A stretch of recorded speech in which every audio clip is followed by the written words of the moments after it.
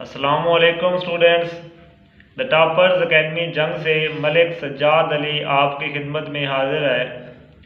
और आज जो टॉपिक मैं आपसे डिस्कस करूंगा वो है आयोनाइजेशन एनर्जी के बारे में। ये बहुत इंपॉर्टेंट लॉन्ग क्वेश्चन है। First of all I will define it. The minimum amount of energy required to remove electron from valence shell of gaseous atom is called ionization energy। मतलब हमारे पास कोई gaseous atom है, उसके हमने valence shell से electron को remove करना है। तो इलेक्ट्रॉन को रिमूव करने के लिए जो हमें एनर्जी इस्तेमाल करनी पड़ती है उसको हम नाम देते हैं आयोनाइजेशन एनर्जी का। फॉर एग्जाम्पल ये हमारे पास कोई गैशियस एटम है और ये उसका वैलेंस शेल है। वैलेंस शेल के अंदर क्या होती हैं, इलेक्ट्रॉन्स रिवॉल्व करते हैं। हम चाहते हैं कि हम इस वैलेंस शेल से इलेक्ट्रॉन को रिमूव करें। तो इलेक्ट्रॉन को रिमूव करने के लिए जो हमने एनर्जी को इस्तेमाल करना है उसको हम नाम देंगे आयोनाइजेशन एनर्जी का। अब यहाँ से क्वेश्चन ये है कि Why we use gaseous state of atom? कि इलेक्ट्रॉन को निकालने के लिए हम क्या करते हैं, एटम की हमेशा गैशियस स्टेट को इस्तेमाल करते हैं। तो इसकी रीज़न ये है, गैशियस स्टेट को हम इस्तेमाल इस वजह से करते हैं क्योंकि जो एटम होगा जो गैशियस स्टेट के अंदर मौजूद है उस टाइम उस पर कोई एक्सटर्नल फोर्स मौजूद नहीं होती, वो एक्सटर्नल फोर्स से बिल्कुल फ्री होता है। नेक्स्ट बात करते हैं relationship of ionisation energy with stability of atom. कि आयोनाइजेशन एनर्जी का स्टेबिलिटी के साथ क्या रिलेशनशिप है। तो आपने याद रखना है आयोनाइजेशन एनर्जी का स्टेबिलिटी के साथ डायरेक्टली रिलेशन है। मतलब जिस एटम की आयोनाइजेशन एनर्जी ज़्यादा होगी तो उस एटम की जो स्टेबिलिटी है वो भी क्या होगी, ज़्यादा होगी।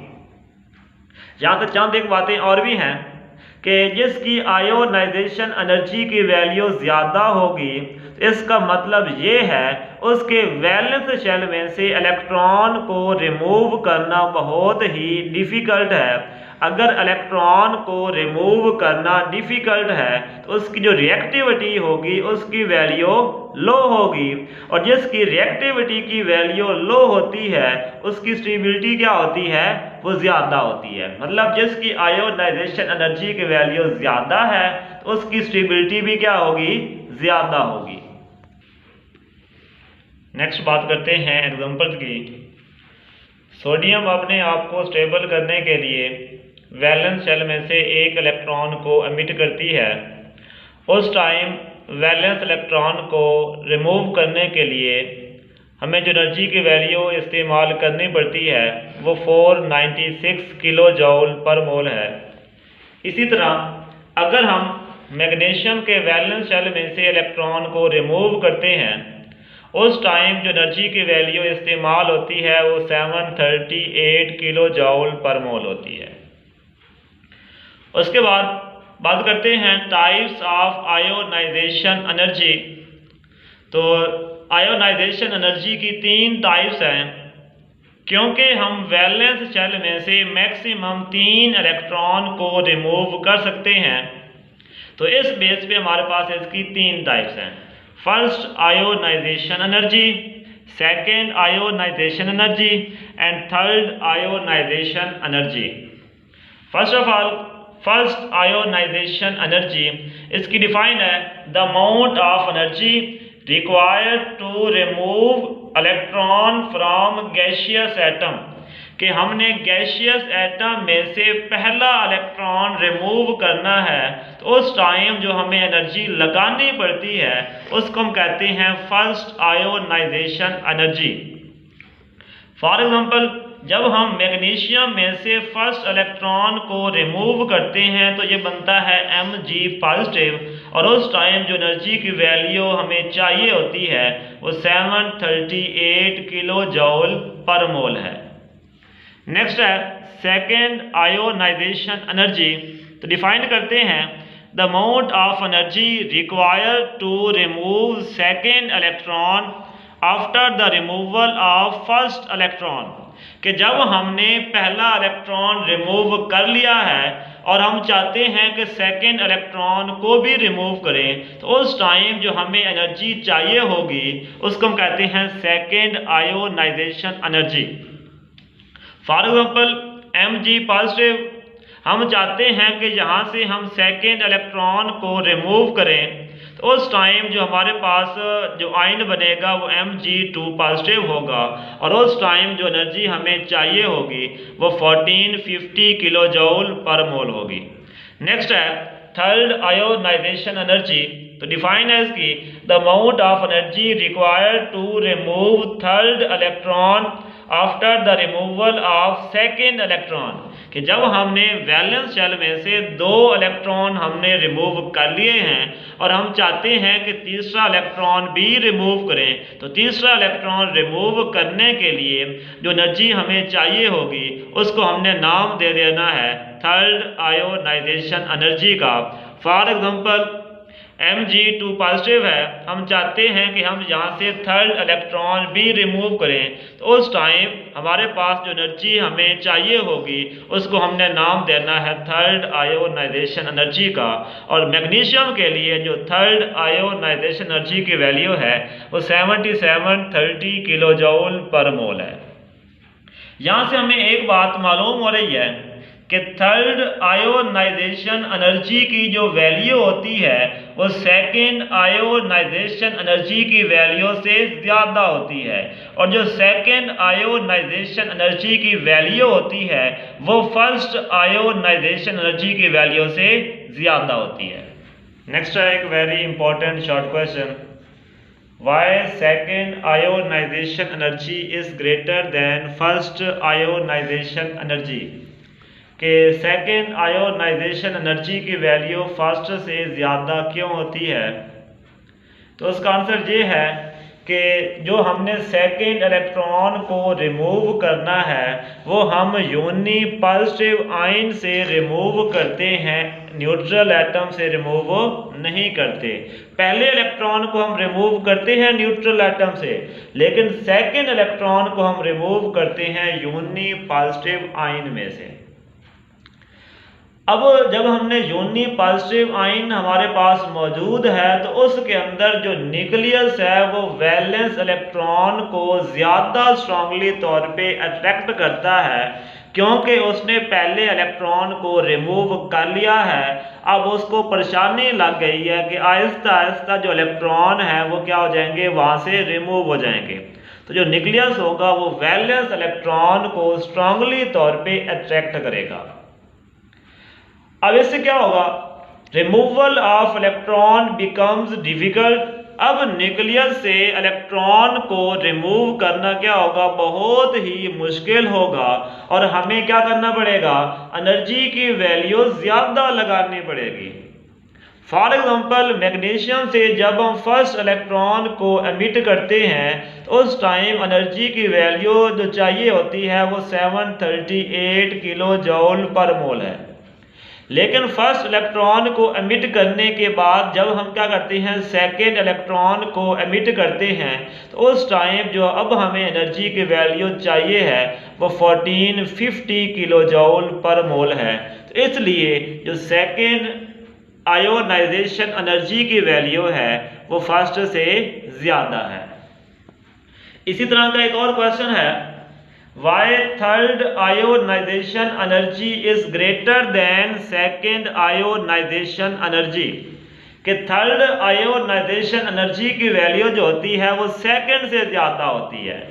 तो इसका आंसर ये है कि थर्ड इलेक्ट्रॉन को हम एमिट करते हैं डाई पॉजिटिव आयन में से, मतलब जब हमने पहले 2 इलेक्ट्रॉन रिमूव कर लिए हों तो वो बनता है डाई पॉजिटिव, और हम चाहते हैं कि हम वहाँ से थर्ड इलेक्ट्रॉन को भी एमिट करें। तो इस केस में भी यही होगा, जो न्यूक्लियस होगा वो वैलेंस इलेक्ट्रॉन्स को और स्ट्रांगली तौर पे अट्रैक्ट करेगा। इससे जो रिमूवल ऑफ इलेक्ट्रॉन है वो डिफ़िकल्ट हो जाएगी और हमें थर्ड इलेक्ट्रॉन को निकालने के लिए और भी ज़्यादा एनर्जी लगानी पड़ेगी। फॉर एग्जांपल जब हमने मैग्नीशियम से फर्स्ट इलेक्ट्रॉन को एमिट कर लिया है, हमने सेकेंड इलेक्ट्रॉन को एमिट करना है तो बनता है Mg2 पॉजिटिव, और जो एनर्जी की वैल्यू चाहिए होती है वो 1450 किलो जूल पर मोल है। अब हम चाहते हैं कि सेकेंड इलेक्ट्रॉन को एमिट करने के बाद हम वहाँ से थर्ड इलेक्ट्रॉन को एमिट करें, तो उस टाइम जो हमें एनर्जी की वैल्यू चाहिए है वो 7730 किलो जूल पर मोल है। मतलब जो थर्ड आयोनाइजेशन एनर्जी की वैल्यू है वो सेकेंड से भी ज़्यादा होती है। नेक्स्ट है applications of ionisation energy. Number 1 पे है relationship of ionisation energy with metallic character. तो इसका नंबर 1 पॉइंट है कैसे एलिमेंट्स जिनकी आयोनाइजेशन एनर्जी की वैल्यू लो होती है, मतलब वहाँ से इलेक्ट्रॉन को निकालना आसान है, वो इलेक्ट्रो पॉजिटिव एलिमेंट्स हैं, और जो इलेक्ट्रो पॉजिटिव एलिमेंट्स होते हैं वो मेटल्स होते हैं। नंबर 2 पे ऐसे एलिमेंट्स जिनके अंदर आयोनाइजेशन एनर्जी की वैल्यू ज़्यादा होती है वो नॉन मेटल्स होते हैं, और वहाँ से इलेक्ट्रॉन को निकालना बहुत ही मुश्किल होता है। थर्ड पे ऐसे एलिमेंट्स जिनके अंदर आयोनाइजेशन एनर्जी की वैल्यू इंटरमीडिएट होती है, मतलब ना कम होती है और ना ज़्यादा होती है, उन एलिमेंट्स को हम नाम देते हैं मेटलॉइड्स का। तो आयोनाइजेशन एनर्जी के बारे में स्टडी करके उसकी वैल्यू को जान के हम बता सकते हैं कौन से एलिमेंट्स मेटल होंगे और कौन से एलिमेंट्स नॉन मेटल होंगे। नंबर 2 पे इसकी एप्लीकेशन है आयोनाइजेशन एनर्जी का रिलेशनशिप वैलेंसी ऑफ एलिमेंट के साथ। उसके लिए अगर first and second ionisation energy में जो गैप हो वो बहुत ही ज़्यादा हो, इसका मतलब ये है कि फर्स्ट इलेक्ट्रॉन को तो हम रिमूव कर सकते हैं, लेकिन सेकेंड इलेक्ट्रॉन को वहाँ से रिमूव करना बहुत ही मुश्किल है, तो लिहाजा उस एलिमेंट की जो वैलेंसी होगी वो हमेशा 1 होगी। एंड सेम केस अगर सेकेंड और थर्ड आयोनाइजेशन एनर्जी के अंदर जो गैप हो वो बहुत ज़्यादा सारा हो, तो इसका मतलब ये है कि हम सेकेंड इलेक्ट्रॉन को तो रिमूव कर सकते हैं, लेकिन थर्ड इलेक्ट्रॉन को रिमूव करना बहुत ही ज़्यादा मुश्किल है, तो उस एलिमेंट की जो वैलेंसी होगी वो 2 होगी। फॉर एग्जांपल कि Mg पॉजिटिव है, यहाँ से हम सेकेंड इलेक्ट्रॉन को रिमूव करेंगे, जो एनर्जी की वैल्यू हमें चाहिए है वो 1450 किलो जूल पर मोल है। अब हम चाहते हैं कि जहाँ से थर्ड इलेक्ट्रॉन भी एमिट करवाएं, तो थर्ड इलेक्ट्रॉन को एमिट करवाने के लिए जो एनर्जी की वैल्यू हमें चाहिए है वो 7730 किलो जूल पर मोल है। अब यहाँ से सेकेंड आयोनाइजेशन एनर्जी और थर्ड आयोनाइजेशन एनर्जी के दरमियान बहुत ज़्यादा गैप मौजूद है। इसका मतलब ये है कि थर्ड इलेक्ट्रॉन को रिमूव करना बहुत ही ज़्यादा मुश्किल है, सेकेंड इलेक्ट्रॉन को फिर भी हम रिमूव कर सकते हैं, तो मैग्नीशियम की जो वैलेंसी होगी वो हमेशा 2 होगी। नंबर 3 पे आयोनाइजेशन एनर्जी का रिलेशनशिप है रिएक्टिविटी ऑफ एलिमेंट के साथ। तो आयोनाइजेशन एनर्जी का इनवर्सली प्रोपोर्शनल है एलिमेंट की रिएक्टिविटी के साथ। मतलब ऐसे एलिमेंट जिसकी आयोनाइजेशन एनर्जी की वैल्यू ज़्यादा होगी, इसका मतलब ये है कि वहाँ से इलेक्ट्रॉन को रिमूव करना बहुत ही मुश्किल है, और जिसमें से इलेक्ट्रॉन को रिमूव करना बहुत मुश्किल होगा तो उसकी जो रिएक्टिविटी होगी वो बहुत कम होगी, वो बहुत ही कम रिएक्ट करेगा। इसी तरह ऐसे एलिमेंट जिसके अंदर आयोनाइजेशन एनर्जी की वैल्यू लो होगी तो उसमें से इलेक्ट्रॉन को एमिट करना बहुत ही आसान है, और जिसमें से इलेक्ट्रॉन को एमिट करना बहुत ही आसान होगा जो उसकी रिएक्टिविटी है उसकी वैल्यू बहुत ही ज़्यादा होगी।